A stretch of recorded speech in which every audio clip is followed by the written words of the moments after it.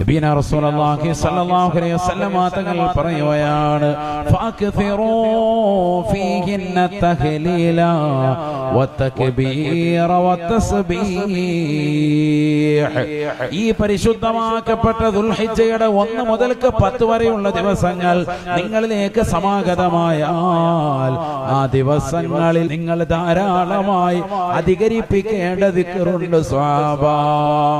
ആ ദിക്ർ ഏതാണ്? സുബ്ഹാനല്ലാഹി വൽഹംദുലില്ലാഹി വലാ ഇലാഹ ഇല്ലല്ലാഹു വല്ലാഹു അക്ബർ. ഈ ദിക്ർ നിങ്ങൾ അധികരിപ്പിക്കണേ എന്ന് നബിയുനാ റസൂലുള്ളാഹി. ഫഅക്സിറൂ ഫീഹിന്ന അത്തസ്ബീഹ വത്തക്ബീർ വത്തഹ്ലീൽ.